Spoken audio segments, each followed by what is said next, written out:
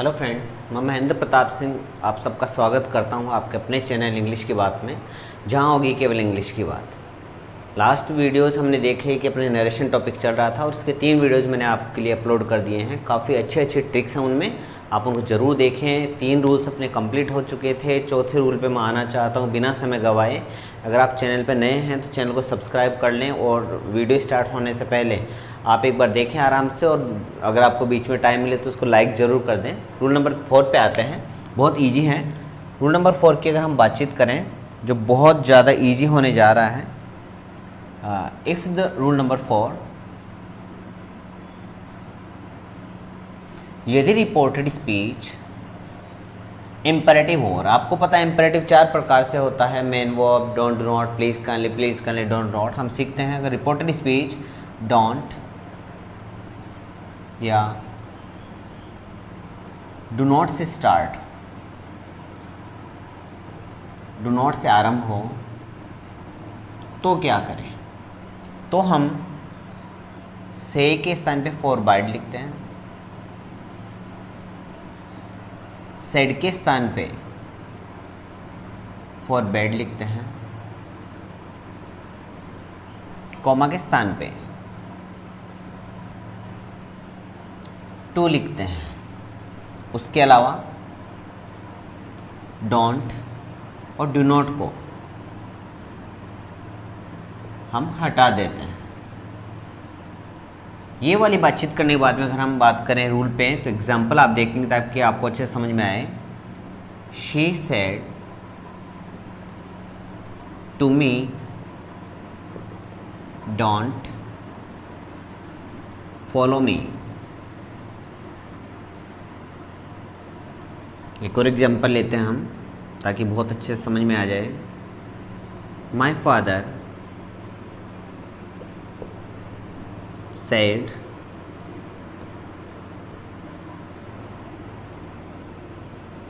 do not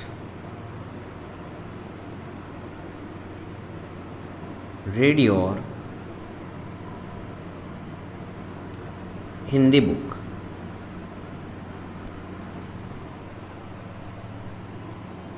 third है she asked don't take a risk। इन तीनों का हम एक बार अगर रिपोर्टिंग वर्ब चेंज करें, अगर इसका नरेशन में चेंज करें, डायरेक्ट नरेशन में, आपने देखा, आपको मैंने पहले बता रखा है कि जब भी इनके रूल चेंज करने हो आप रिपोर्टेड स्पीच को देखेंगे। This is reported speech. यही डिसाइड करता है कि आपको कौन सा इस पे रूल फॉलो करना है। जब डोंट डू नॉट से सेंटेंस स्टार्ट हो तब आप क्या करेंगे? तो आप लिखेंगे शी, सेड आया तो सेड के स्थान पे आप लिखेंगे फॉरबेड, जिसका खुद का मतलब होता है मना करना। फॉरबेड, ऑब्जेक्ट को आपने लिखा, टू को हटाते हैं, आपको पता है इस कोमा के स्थान पे आपको टू का यूज़ करना है। उसके बाद में इनवर्टेड कोमास को हटाया, डोंट डू नॉट को हटा के जो सेंटेंस है उसको लिखने की कोशिश करेंगे, ऐसा कैसा फॉलो, और उसके बाद में है वर्ब। ये आपका आया प्रोनाउन। प्रोनाउन है first person according to subject. Subject पे आपने लिखा शी, ये अपनी लाइन में आता है ऑब्जेक्ट है, तो शी का ऑब्जेक्ट होता है हर। उम्मीद है ये तो आपको अच्छे से समझ में आ गया होगा। लेकिन अभी यहाँ आते आपने जैसे मेरा लास्ट वीडियो देखा हो तो मैंने एक चीज़ पे ज़्यादा फोकस करवाया है कि जब भी आप यहाँ कोमा के स्थान से आगे निकलें उसके बाद में आप अपने दिमाग में PTA का रूल लगा देंगे। अच्छा सर, PTA लगाएं तो यहाँ सबसे पहले प्रोनाउन चेंज होना है, इनमें से आपको सबसे पहले मी को चेंज करना चाहिए था, और उसके बाद में टेंस को चेंज करना था, उसके बाद में अगर आपको एडवर्ब मिलती तो एडवर्ब को चेंज करना था। बट आपने यहाँ देखा कि मैंने डायरेक्टली टू के बाद में मेन वर्ब को लिखा, इट मीन्स टेंस को विदाउट चेंज वहाँ लिखा है, उसके बाद में प्रोनाउन चेंज किया। तो जो भी इंपरेटिव सेंटेंस आते हैं अपने, उनमें कभी भी PTA का रूल नहीं लगाना है। केवल इंपरेटिव सेंटेंस में आपको PTA का रूल नहीं लगाना है, बाकी सभी जगह ऐसा यूज़ करना है। दूसरा क्वेश्चन, चलो ठीक है सर PTA नहीं, जैसा आपने कहा वैसा लिख देंगे, तो आपने इसको चेंज क्यों नहीं किया? वो आपके फर्स्ट फॉर्म सेकंड फॉर्म में चेंज होती थी। आपने कहा था पूरा प्रेजेंट, पूरा पास्ट। तो एक बात ध्यान रखें कि जब कनेक्टर टू आ जाए तो उसके बाद में हमेशा वर्ब की फर्स्ट फॉर्म का प्रयोग करते हैं, और अगर यहाँ हम चेंज करते सेकंड फॉर्म करते तो टू के बाद में कभी सेकंड फॉर्म का यूज़ नहीं होता है। और मैंने लास्ट वीडियो में किसी एक वीडियो में ये बताया था कि टू प्लस वर्ब की फर्स्ट फॉर्म इन्फिनेटिव होती है, उससे पहले कोई सी फॉर्म हो सकती है। अभी आप देखेंगे कि इसका सेंस कैसा हो गया। इसने कहा शी सेड टू मी, उसने मेरे से कहा डोंट फॉलो मी, मेरा पीछा नहीं करें। शी फॉरबेड मी, उसने मुझे मना कर दिया, तो डोंट को रिमूव कर दिया तो नेगेटिव सेंस यहाँ आ गया। She forbade me to follow her, उसका पीछा करने के लिए उसने मुझे फॉरबेड कर दिया, मना कर दिया।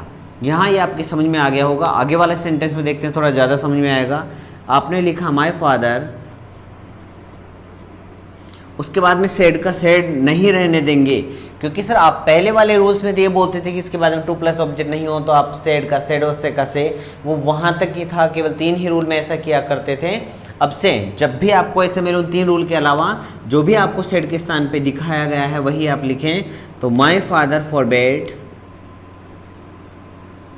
कोमा के स्थान पे आपने लिखा टू, डोंट और डू नॉट को हटाना है, टू के बाद में मेन वर्ब की फर्स्ट फॉर्म लेनी है, उसके बाद में आया second person according to object.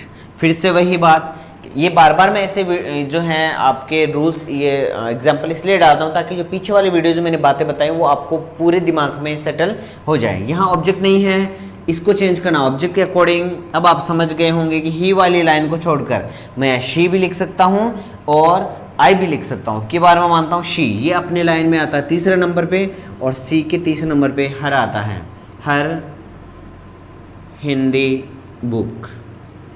आगे को चेंजेबल वर्ड था नहीं, आपने ऐसे ऐसे लिखा। ठीक है सर, ये समझ में आ गया। आगे चलते हैं, इसको देखते हैं। हमने लिखा शी, और सर आपने तो कहा था सेड के स्थान पे लिखना है, या तो आस्क्ड आ गया जो तो इंटरोगेटिव सेंटेंस में आता है। तो इसका आप एक नोट्स डाल के लिख सकते हैं, इसको बहुत अच्छी जगह लिखेंगे ताकि आपको कभी कन्फ्यूजन नहीं हो। वेरी वेरी इंपॉर्टेंट रूल कि यदि रिपोर्टिंग वर्ब में सेड के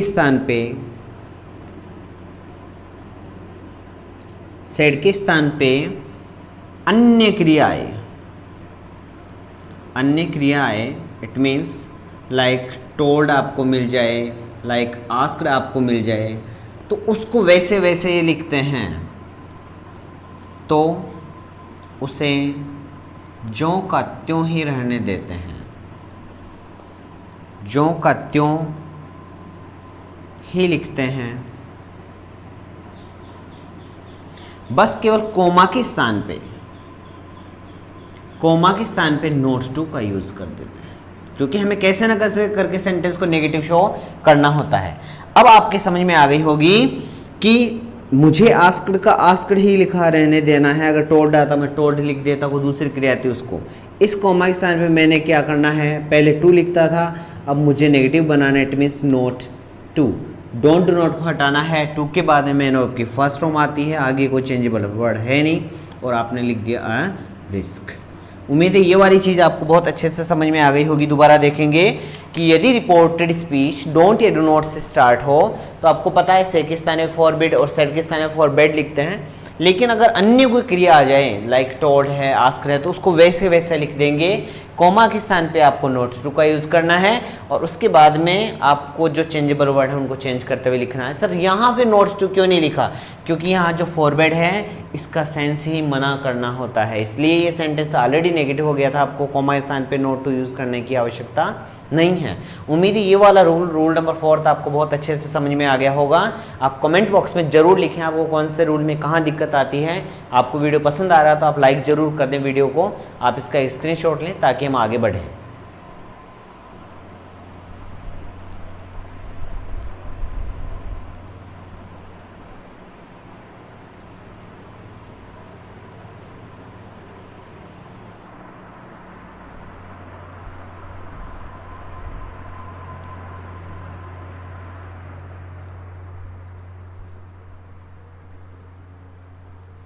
Okay, come to the point please. Rule number 5.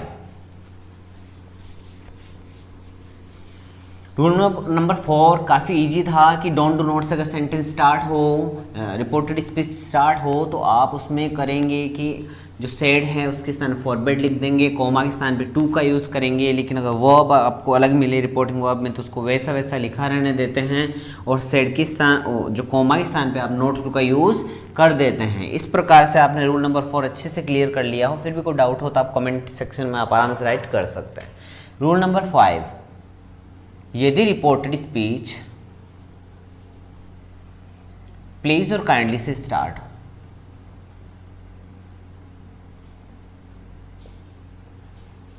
यदि रिपोर्टेड स्पीच प्लीज अथवा काइंडली से स्टार्ट हो तो आप सेड के स्थान पे रिक्वेस्टेड लिखते हैं और कोमा के स्थान पे आपको टू का यूज करना है। जो आपको प्लीज अथवा काइंडली दिया हुआ होता है उसको आपको हटाना होता है, क्योंकि आपने पहले से ही रिक्वेस्ट कर दी है तो उसको हटा देते हैं। एग्जाम्पल देखते हैं कि एग्जाम्पल से बहुत अच्छे से समझ में आता है। आपने लिखा she said please take a water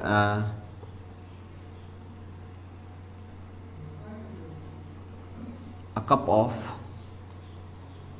T, आपने ये लिखा। सेकंड एग्जाम्पल है my father my mother said take some food.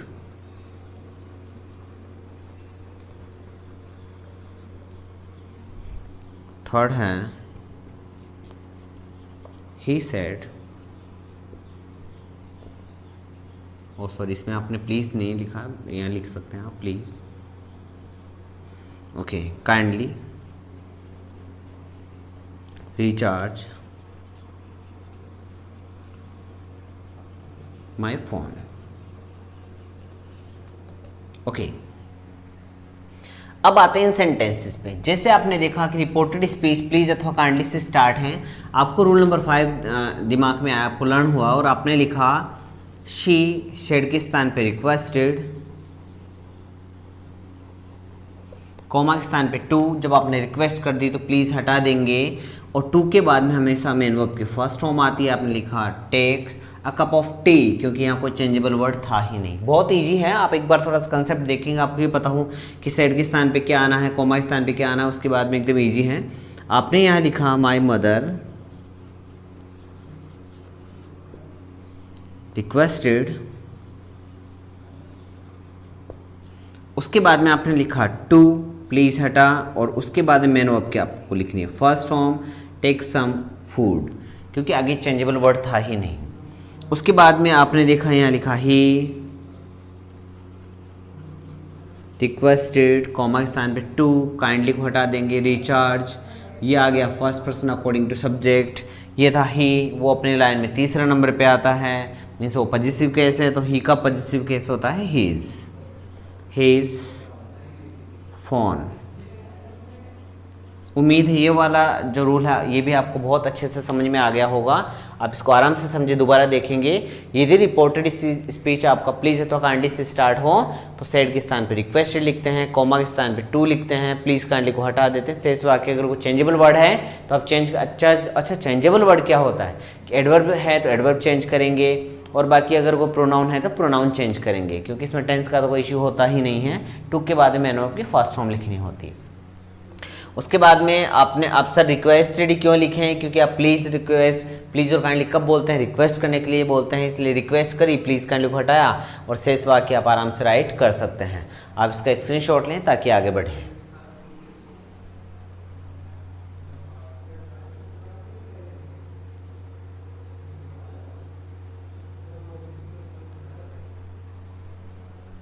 Okay, next ये भी बहुत इजी है, सेम इसी के जैसे नेक्स्ट रूल है।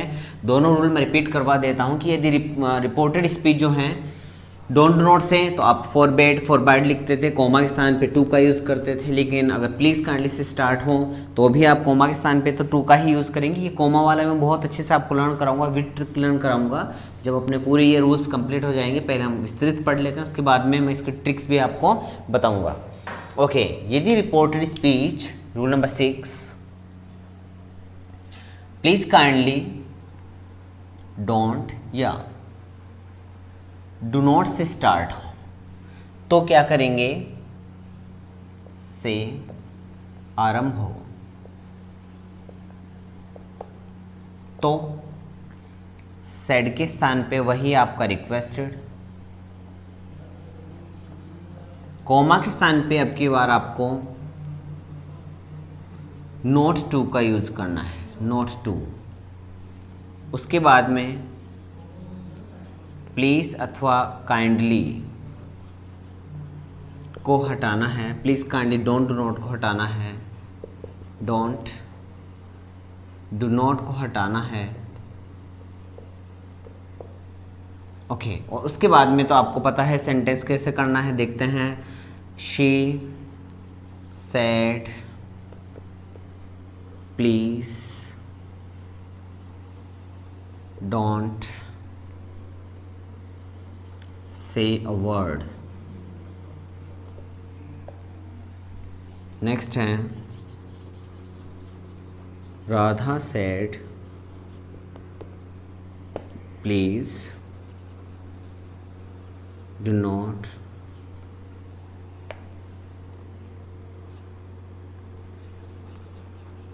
make a noise।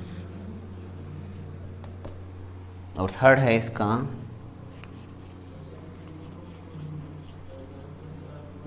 My mother said please don't come with me। अब देखते हैं इसको। आपने देखा कि जो रिपोर्टेड स्पीच है प्लीज़ काइंडली डोंट नोट से स्टार्ट है, आपने लिखा शी, उसके बाद में रिक्वेस्टेड, इस कोमा के स्थान पे आपको लगाना है not to, because please kindly don't not आया। प्लीज़ काइंडली के लिए आपने लिखा रिक्वेस्टेड, और उसके बाद में इस डोंट के लिए लिखा आपने कोमा के स्थान पे नोट टू। टू के बाद में हमेशा मेन वर्ब की फर्स्ट फॉर्म आती है, अगर कोई चेंजेबल वर्ड नहीं है तो आप ऐसा कैसा लिख देंगे। नेक्स्ट एग्जाम्पल पे राधा सेड के स्थान पे आपने लिखा रिक्वेस्टेड, इस कोमा के स्थान पे आपने लिखा है not to. Please kindly don't not हटा चुके हैं आप, और मेक ए नॉइस आप ऐसा कैसा राइट कर देंगे। अब आते हैं यहाँ माई मदर, जी आप बिल्कुल सही बता रहे हैं, बिल्कुल बताएं आप इस चीज़ को। माई मदर सेड, तो सेड का आपने लिखा रिक्वेस्टेड को, और कोमा के स्थान पे आपने लिखा नोट टू, यहाँ तक हटाया। आपने बताया था कि सर जब एडवर्ब में आपने चेंज करना सिखाया था, कम का आपने गो सिखाया था, तो ये सब course to go with me है, ये first person according to subject है, आप लिखेंगे विद हर। उम्मीद है ये चीज़ आपको बहुत अच्छे से समझ में आ गई होगी, बहुत अच्छे से समझ में आ गई होगी तीनों रूल। आप इसका स्क्रीनशॉट लें ताकि हम आगे बढ़ें।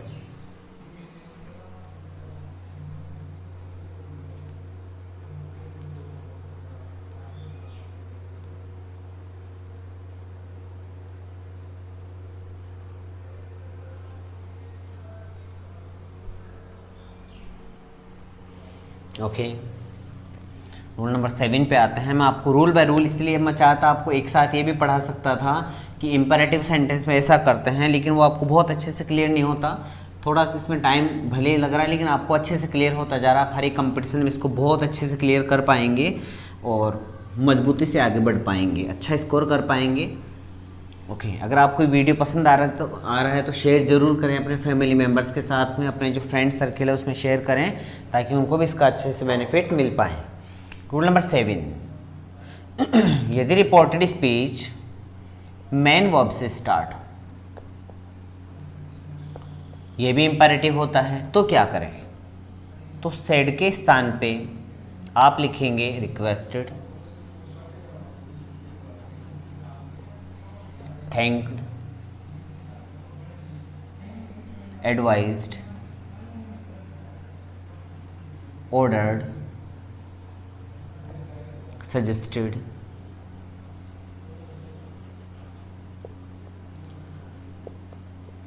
इस प्रकार से वाक्य के अर्थ के अनुसार according to sense of sentence, sentence के सेंस के अकॉर्डिंग आप रिक्वेस्टेड भी लिख सकते हैं, थैंक्ड भी लिख सकते हैं, एडवाइज्ड भी लिख सकते हैं, और ऑर्डर्ड भी लिख सकते हैं, सजेस्टेड भी लिख सकते हैं, इंक्वायर्ड भी लिख सकते हैं। जो सेंटेंस शो करेगा उसी के जो सेंस आएगा उसके अकॉर्डिंग, और कोमा के स्थान पे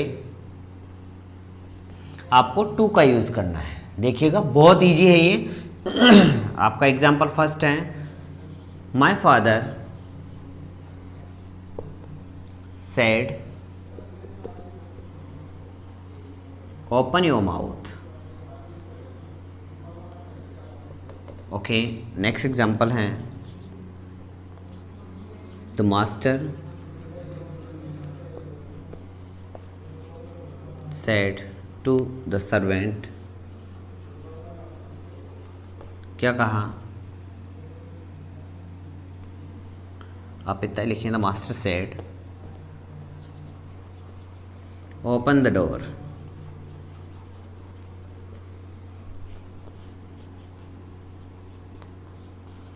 she said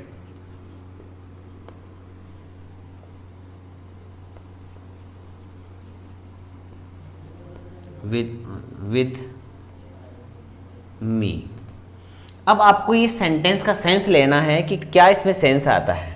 फादर हमेशा ऑर्डर करते हैं, मम्मा हमेशा रिक्वेस्ट करती हैं, पापा एक्चुअली ऑर्डर ही करते हैं, रिक्वेस्ट बाई चांस ही करते हैं, और पापा के ऑर्डर में इतना दम होता है, हालांकि बोलते एक ही जैसे सेंटेंस, लेकिन हर बार पापा का ऑर्डर लगता है और मम्मा का रिक्वेस्ट लगता है, क्योंकि पापा वो क्रिस गेल की तरह, पापा वो बैट्समैन है जो क्रिस गेल की तरह बैटिंग करते हैं, या तो कभी बैटिंग या तो चल नहीं पाते, चलते तब अकेले ही पूरी टीम को जिताने की कोशिश करते हैं, 13 से तक लगा सकते हैं 2020 मैच में भी, तो इसलिए उनका थोड़ा डर रहता है। तो जब पापा बोलेंगे तो वो रिक्वेस्ट नहीं, वो उनका एक ऑर्डर ही होगा। आपने लिखा माई फादर ऑर्डर्ड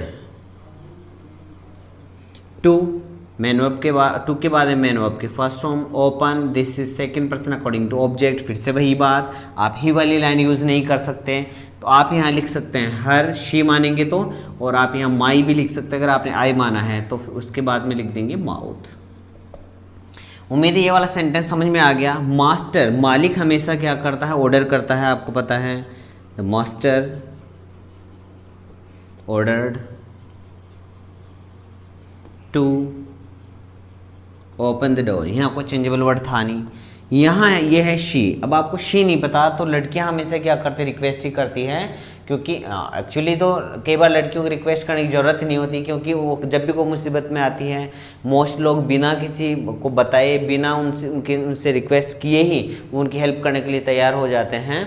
और इसी वजह अगर वो हो, जैसे आप समझ जाएंगे कि जो फेमिनाइन जेंडर है वो बेसिकली रिक्वेस्ट ही करते हैं, ऑर्डर किसी बड़े पोस्ट पे हो तभी कर सकते हैं। लिखा she said play with me, मेरे साथ में खेलें। अब अगर ये दादागिरी से बोले कोई लड़की तो ज़रूरी नहीं कि हम खेलें, यहाँ रिक्वेस्ट होगी तो खेल सकते हैं। यहाँ लिखा शी सेड के स्थान पे यहाँ आया रिक्वेस्टेड, कॉमा के स्थान पे आपने लिखा टू, उसके बाद में टू के बाद में मैंने आपकी फर्स्ट फॉर्म विद का यहाँ यूज़ किया है, this is first person according to subject, यहाँ है ऑब्जेक्ट, तो शी का ऑब्जेक्ट होता है हर। उम्मीद है ये वाला रूल आपको बहुत अच्छे से समझ में आ गया होगा कि यदि रिपोर्टेड स्पीच मैन ऑफ से स्टार्ट हो तो सेड के स्थान पर requested, thanked, advised and ordered and suggested में से कोई भी एक लिख सकते हैं जो सेंस देता सेंटेंस। कॉमा के स्थान पे आपको टू लिखना है, और बाकी जो हैं जहाँ जहाँ चेंज होना आप इसको चेंज कर सकते हैं। आज की वीडियो में आपने 4 रूल पढ़े हैं। उम्मीद है इंपरेटिव सेंटेंस आपको बहुत अच्छे से लर्न हो चुके होंगे। अब जो बाकी बच के रूल हैं मुश्किल से 5 या 6 ही रूल हैं जो वेरी वेरी इंपॉर्टेंट हैं और बहुत ज़्यादा आपके एग्जाम्स में पूछे जाते हैं। आप इनको एक एक करके पढ़ते जाएं। उसके बाद मैं आपको एक ही ट्रिक में ये लर्न करवा दूंगा कि कॉमा के स्थान पे कैसे लर्न करते हैं, आप कैसे प्रोनाउन चेंज करें, सब कुछ ये मैंने ऑलरेडी बता रखा है। लेकिन एक झटके में एक छोटे से वीडियो में सब कुछ क्लियर हो जाएगा। एक व्यूअर हैं, उन्होंने ये भी कहा है कि सर हमारे पास में प्रोनाउन इंडेक्स नहीं है, तो इसके जस्ट बाद वाला जो वीडियो उसमें आपको प्रोनाउन इंडेक्स भी देखने को मिलेगी। अभी वीडियो लंबा नहीं हो, इसी के लिए आप ये 4 रूल ही लर्न करें अगर आपको ये जो वीडियो पसंद आया हो तो आप लाइक शेयर एंड सब्सक्राइब जरूर करें। Thank you, thanks a lot.